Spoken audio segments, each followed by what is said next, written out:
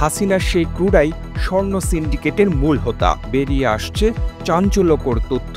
সাবেক প্রধানমন্ত্রী শেখ হাসিনার সঙ্গে দেশ বিদেশে ভ্রমণ করা বিমানের সেই বিশেষ আস্থাভাজন ক্রুরাই ছিলেন স্বর্ণ ও নেশাদ্রব্য লোপাটের আন্তর্জাতিক সিন্ডিকেটের মূল হোতা। ক্ষমতাকে বর্ম হিসেবে ব্যবহার করে কিভাবে আকাশপথকে অপরাধের স্বর্গরাজ্যে পরিণত করা হয়েছিল সেই চাঞ্চল্যকর চিত্র এখন জাতির সামনে স্পষ্ট হচ্ছে। 2024 সালের 5 আগস্ট গণ অভ্যুত্থানে স্বৈরাচারী শাসনের পতনের পর বেরিয়ে আসছে দুর্নীতির এক একটি কঙ্কাল। রাষ্ট্রীয় সম্পদ লুণ্ঠনের যে ভয়ঙ্কর মহোৎসব চলছিল তার একটি অন্যতম প্রধান রুট ছিল রাষ্ট্রীয় পতাকাবাহী সংস্থা বিমান বাংলাদেশ এয়ারলাইন্স। তদন্তের কেন্দ্রে রয়েছেন রুদাবা নামের একজন নারী ক্রু, যার সাথে পলাতক সাবেক প্রধানমন্ত্রী শেখ হাসিনার হাসি মুখের ছবি এক সময় বিমানের ভেতরে দাপটের প্রতীক ছিল। ক্ষমতাচ্যুত হওয়ার আগে একটি ফ্লাইট শেষে দেশে ফেরার সময় বিমানবন্দরে তার আচরণ সন্দেহজনক হওয়ায় গোয়েন্দারা তাকে জিজ্ঞাসাবাদের সিদ্ধান্ত নেন। বিপদ বুঝতে পেরে রুদাবা তার কাছে থাকা স্বর্ণ টিস্যু পেপারে মুড়িয়ে ফেলে নিজেকে বাঁচানোর চেষ্টা করেন, কিন্তু গোয়েন্দাদের কাছে থাকা ভিডিও ফুটেজের সামনে তার সব নাটকীয়তার অবসান ঘটে। প্রথমে অস্বীকার করলেও ভিডিও প্রমাণ দেখে তিনি নিজের অপরাধ স্বীকার করতে বাধ্য হন। এই ঘটনা প্রমাণ করে তৎকালীন প্রধানমন্ত্রীর সফর সঙ্গী হওয়ার সুবাদে তারা নিজেদের আইনের ঊর্ধ্বে মনে করতেন। পরবর্তী তদন্তে বেরিয়ে আসে বিমানের ভেতরে কিভাবে একটি সংঘটিত অপরাধী চক্র গড়ে উঠেছিল। মর্জিনা আক্তার আলীর নামের আরেক বিমানবালাও সরকারের আস্থাভাজন হিসেবে পরিচিত ছিলেন। চলতি বছরের 9 জানুয়ারি জেদ্দা সিলেট ঢাকা রুটের একটি ফ্লাইট থেকে 116 গ্রাম ওজনের সোনার চুরি সহ তিনি আটক হন।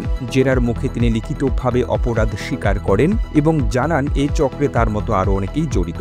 জব্দ করা সোনা পরীক্ষা করে দেখা যায় তা ছিল খাঁটি 24 ক্যারেটের। একই বছরের 22 মে রিয়াদ থেকে আসা BG 340 ফ্লাইটের ক্রু হোসনে আরার কাছ থেকেও উদ্ধার করা হয় 3টি কাঁচা সোনার বার।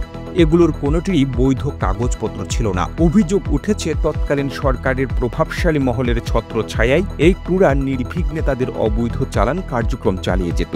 এই সিন্ডিকেটের কার্যক্রম শুধু স্বর্ণ লোপাটে সীমাবদ্ধ ছিল না। 2024 সালের 30 ডিসেম্বর নুসরাত জাহান নামের এক নারী ক্রুর কাছ থেকে 1 লিটার নেশাজাত পানীয় এবং একই দিনে আবদুল্লাহ আল আবু বকর নামে আরেক ক্রুর কাছ থেকে 2 বোতল বিদেশি নেশাজাত পানীয় জব্দ করা হয়। এই ঘটনাগুলো প্রমাণ করে বিমানের কিছু অসাধু কর্মী অর্থের লোভে রাষ্ট্রীয় পতাকাবাহী সংস্থাটিকে একটি আন্তর্জাতিক অবৈধ চালানের রুটে পরিণত করেছিল।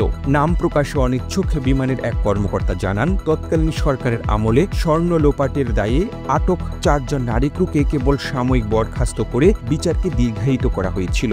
গণ অভ্যুত্থানের পর নতুন সরকার এই মামলাগুলো পুনরুজ্জীবিত করার উদ্যোগ নিয়েছে। এই তদন্তকে রাষ্ট্রীয় প্রতিষ্ঠানগুলোকে স্বৈরতান্ত্রিকতার অভিশাপ থেকে মুক্ত করার একটি গুরুত্বপূর্ণ পদক্ষেপ হিসেবে দেখা হচ্ছে। জাতি অধীর আগ্রহে তাকিয়ে আছে এই তদন্ত যেন শুধু চুনোপুটিদের মধ্যে সীমাবদ্ধ না থেকে অর্থ লোপাটের পথ ধরে তাদের সেই সব পৃষ্ঠপোষকদের পর্যন্ত পৌঁছায় যাদের অনেকে এখন বিদেশে নিরাপদ আশ্রয়ে রয়েছেন। এখন প্রশ্ন উঠেছে, এই চক্রের শেখর কতদূর বিস্তৃত ছিল?